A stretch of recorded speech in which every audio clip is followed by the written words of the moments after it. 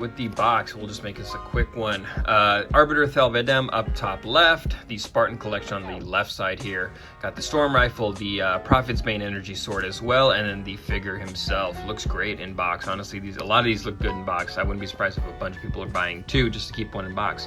Got the extra hands right here. One of them popped out. I did open this figure already, so that's when that happened. Halo at the bottom, 8 pieces total. This is the barcode right here. I don't have a DPCI number at this time just because I bought this on Amazon, so that's why that is, but you can probably use this if you want to find it. On the back here we got the Spartan collection, Arbiter Thelvedem with accessories, storm rifle, Prophet's Bane energy sword, additional hands. Obviously the sword looks a little bit more opaque in this, not as translucent. So the rest of Series 5, I have this Master Chief, haven't done a review on it. I probably will soon, hopefully. Don't have Kelly. At some point I probably will pick her up, but maybe at a discounted price. I got the Rogue, got George as well. Both of these have a review on my channel. Go check that out. And then we have the Master Chief. This one's just kind of hitting stores right now. I do want to get this mainly because of the weapon accessory. That would be really awesome. That would be cool if they did an OG Chief or a Halo 2 with a purple Cortana. That would be cool for the OG Chief, at least. Purple. But yeah, looks good. On the side right here has UNSC embossed as usual, and then on the other side we have Arbiter Thelvedem, nice picture, and then just the UNSC symbol as well. So let's crack this bad boy open. So usually this is the point where I have the figure on a rotating base, and just so you guys can get a better aesthetic of it. But with that being said, the figure's too heavy and it's a little bit floppy is the word I would use. So we're just gonna take a look at the body right now. So let's talk about the Arbiter action figure from Wicked Cool Toys. So with this figure, it is from the Halo 5 version of Arbiter, not the Halo 2 or 3 version, obviously. A little bit different armor. It is a bulkier look, as you've seen in the video game. But with that being said, what I wanted to talk about first is the paint. So when you get this figure, you're gonna get like a kind of like a muddy bronze kind of color. It's not super shiny. It's actually not shiny. I can tell you my lighting in my studio is making it look a little bit more shiny than it is. Here, let's dim the lights a little bit.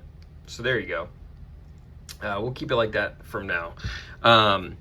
But you do get, it does come with like a kind of like a muddy slash bronzy color. One thing that I want to do, I want to customize it. But as far as the paint, they did a good job. They have enough like, I would say, pretty much breaks in the paint. Like you have white right here. You have the red on the arm here. You have the red on the helmet with the white highlights as well. I think it's in, not to mention the back, red and black, or red and white right there as well. I think they did a good job of pretty much breaking it up so it doesn't look just too much like an action figure, which it is obviously, but you want to kind of break that illusion, right? So, and another thing to mention aesthetically, look at all the detail. They did a really good job as far as the detailing goes. Solid. One thing that I've always said about these Jazzware figures is that they're really good bases. And what I mean by that is if you want to customize it. So look at the detailing in the helmet as well. So they did a really good job with all of that. Got some white on the arm as well. It's like war paint, so that's pretty cool. Got some white on the feet as well. Again, it's not, I don't want you to have the illusion of it being metallic or anything like that. It's definitely not metallic. It is more of a, like a brown, kind of like a dark clay color, if you will. Like a clay face type color. If you've ever had a clay face action figure from any of the DC lines. It's kind of like that color. Sorry about my lighting, guys. Lot of detail though. A lot of just aesthetically, man, there is a lot of detail. All the straps like that and everything like that. Got the spikes on the back. Got all the armor pieces all sculpted in. Got all the designs of the armor as well. So that definitely looks good. Here, let's bump up the light a little bit. As far as the paint on the face, he does have white eyes. So for some people that might be, they're not gonna like that. If I remember correctly, I don't think he has white eyes in the video game. Again, just fact check me on that. So you can see the teeth and everything like that. Here, let's try to zoom in a little bit. See the teeth like right around this area. Nothing is painted in there, unfortunately. That would have been a nice touch. It would have just made a nice contrast, made it kind of come to life a little bit more. And if you're wondering, the helmet does not come off. So just FYI, the helmet does not come off. It's on a swivel and everything like that, or the head is, but this part does not come off. So just FYI. Overall, I think the paint looks good. I think it's a good base to customize if you want to do that, but I think it looks good on its own as well. So just a dark kind of clay color. So let's take a look at the articulation. All right, so let's talk about the articulation. So starting off with the head slash helmet, the range is limited here. I don't think you need it to be crazy, but with the armor being as bulky as it is, again, I don't think you need it to be crazy. It is on a ball hinge, believe it or not. So it does swivel back and forth. That's about as far as it can go either way. Looks like Stewie from Family Guy. And then you also have some articulation that goes forward. So there's a side profile when it's just kind of in the regular, just straight on pose. And then that hinge right there, boom, you can have them looking down. So just to show you the actual joint, let's see if you can see right there, you can see the joint space. But see this little rim right here, that's what's preventing it from going any further back. It's gonna hit that once you just pop it back. So there you go, and then you can just see the joint space. 1 second, sorry guys, not focusing. See right underneath the neck right here, that is the joint. So there you go. You also have ball hinges for the shoulders. So as far as height, that's how high you can go. Pretty much just 100% on the left arm. With the right arm, obviously it's armored and it has that shoulder plate right here as well. So you're not gonna get as much. So that's as far as he goes there. So still a good amount. Again, you don't need him to move in crazy amounts of ways. It just depends on what you can really do a lot with what you have here, and considering the aesthetic of the figure. Bicep swivels both sides right there, and then you have the double jointed elbows as well. Boom, and then boom. They really do, I mean, look at that, that's a lot of freaking range right there. So that's good there. The figure does also have the swivel hinge wrists, so they can swivel, and then they're also on the hinges. They look good. As far as the armor, it actually works pretty well. So looking at that, you can get it pretty far back as well. The figure does have an ab crunch, but that's kind of like the default for this figure because elites are usually kind of crouched over a little bit more. So if you're looking at, like, if you're considering the ab crunch, this is how far in he goes. Let's move this arm a little bit back. So all the way, pretty much fully on crouch, and the back looks like this when it looks like that, full on crouch forward. So, and then you can kind of get him back as well, but you do get this gap in the front. See that right there, and mine's been scuffing because of this top armor part. So just keep that in mind as far as the articulation on the ab goes. You have ball joint hips as well. We've seen these pretty much full on with the whole Spartan collection, so they go wide enough. One thing that they really changed with the Arbiter is that he's just a bigger guy. Obviously he's an elite, but I feel like in the earlier generations of his armor and the character, he was more agile. So just something to consider. So there you go. It's about as far wide as he can go. So interesting thing with the knees here is they're on pretty much they're on ball joints. But they are like just single ball joints, just like the shoulders and everything like that. So you can see the joint right there. It can go back like that. So that's one joint. And then you have another one right here. So let me show you going forward. There's that. It doesn't go so far back because right here it's going to hit the armor piece. So that's about as far back as it can go. But it does have a little bit of a kick to it. So there you go. Not sure why you would need them unless you had them in like a dead pose, like a ragdoll pose. When you die in Halo, you know, so. But that's as far as the knee articulation goes. It works. I mean, the elites stand in a different way, so to make that work is tough. It's tough to make these Covenant figures, as far as the elites go, the Arbiter figures. And then you also have a ankle rocker right here. So, boom, let's hold this down. Boom, and then boom, right there. You got toe articulation. So let me just pop that upwards.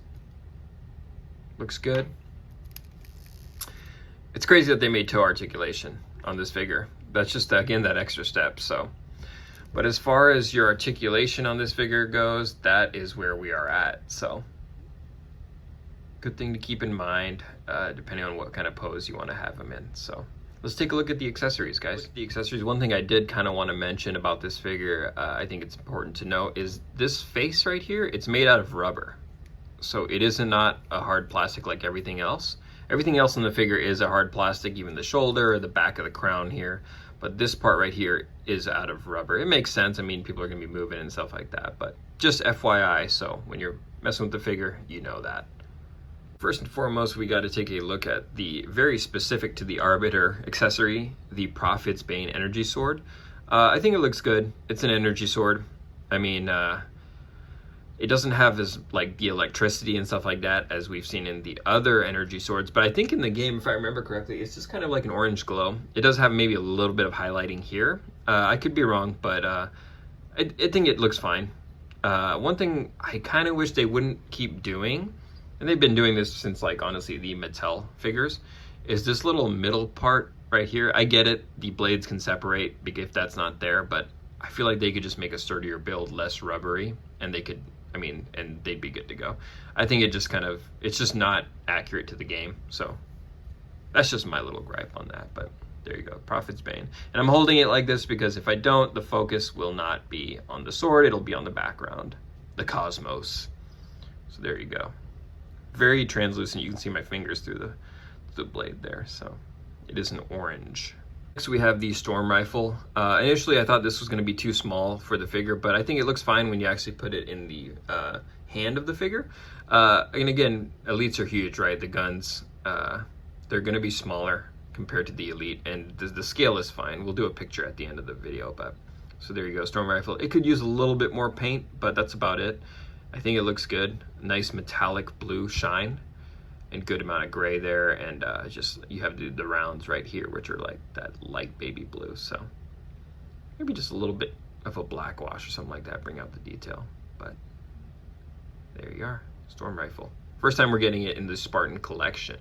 So with the hands, you have them very distinguished. You're never gonna get left and right wrong, because his armored side is his right side and then the unarmored side is the left. So this is the unarmored side. This is kind of like a waving hand. It's not really a waving hand, but that's what I think when I see it. It looks like a broken finger, honestly. But I honestly can't think of a scenario where you would use this hand. Maybe if he was patting Chief on the back or something like that. I don't know. And then you also have a, sorry guys, focus in. We have a fist right here for the unarmored side as well. We have the adjacent one, armored fist. So there you go, whenever he needs to punch somebody. Again, elites only have 4 fingers, just keep that in mind. And then we have another armored. This is for him to hold the pulse rifle, or not the pulse rifle, the storm rifle. Sorry if I said that earlier. Storm rifle. So there you are, he holds that. And then I'm gonna show you his hands. There's another hand that's loose here, but I'm gonna show you the hands that are on him right now, just to kind of make sense of it all. There's that, and then you also have this one right here too, so like an open hand as well. Again, right side, armor side. As far as his hands here, you could have the storm rifle being held like this. Go ahead and switch up. In conjunction with this hand right here. So he's gonna be holding the trigger with this and then holding the barrel with this one. And then this is the, undoubtedly, this is the sword hand. So again, we'll do some pictures afterwards and you'll get a good perspective of all of it. So those are your accessories there, in addition to the guns that you're getting. Okay, so one thing I just want to take back really quick, that I just talked about the storm rifle being a good scale. It is a little bit smaller than I remember. So looking at it now, looking at the figure with holding it now, I think it could be a little bit bulkier, fill out that left hand a little bit more. So, but let me give you my verdict on the figure, guys. As far as the Arbiter action figure goes from Wicked Cool Toys, I think it's a good figure for your collection. Aesthetically, it looks great, honestly. One thing that one of the other YouTubers that does reviews, Nostalgic Adam, talked about was no Arbiter figure in any of the Halo lines, McFarlane, even Mattel, and now Jazzwares, I'm presuming, has gone down in price. It's always gone up in price. So if you're like a reseller or something like that later down the line, if you want to buy 2 of these, I say you'd probably have luck on your side in the sense that it would go up in price. So, but with that being said, I want to say this. This Arbiter figure is good. It does have QC issues. All of the, Wicked Cool Toys figures do. A lot of them with the joints. Don't get me wrong. I'm just pointing out some negatives, but the figures in general, I think they are good action figures, especially for the price point, man. Figures have all gone up, and you're getting a lot more in this line than you are in any other line. You get 5 additional hands. That's unheard of. 2 weapons. Like, come on. With that being said, this Arbiter figure, I think it's a good figure. I think they could have made it a little less top heavy. So one thing right now, he's not falling over, and he doesn't really fall over, but I can tell you, like, he is very top heavy. So like, you're gonna get a lot of this kind of like crouching forward, and as an elite he's supposed to do that, but it's like too much, you know what I mean? Like, a lot of times he falls over like that, so you just have to really finesse the joints to make sure he doesn't. So, but it's not easy making an Arbiter figure, so I will honestly say that this is one worth picking up. I think he looks great on a shelf. Don't expect insane posability, but that's just the nature of the beast, really. He is a bulkier Arbiter than we've seen before. And it's hard to make joints like this. It's hard to make joints like this function in a way that you want to function, if that makes sense. McFarlane did it pretty well, and they've done it pretty well here as well. I've never picked up the Mattel one, although I'd be opening to getting it, but I'm not going to pay like $200 for it, which is insane. But honestly, that's what he was going for last time I checked. For what you're getting here, the price point for this figure in the US at least is about $40, so just keep that in mind. I got it for $30 on Amazon. I think that was worth it. I think 30 is a good price point for this. This is considered like a deluxe figure. And he does scale well with the Spartans. So I'm going to show some pictures off at the end of this video. But if you're on the fence about debating this, I would say personally, it's a figure to pick up. It's going to look great on the shelf with the other Spartans and everything like that. As far as toy photography, you're limited in the poses you can do, but people get creative out there. So I think it's a good figure to have. So with that being said, guys, tell me what you think about this figure, if you have it, or if you don't, if you're on the fence, what kind of is putting you on the fence. And just please comment down below, because I do read the comments and I try to reply to all of them. So let me know what you think about this figure, and what you want to see in future lines of the Spartan collection. So please like, comment, and subscribe. Thank you guys for watching. Take care.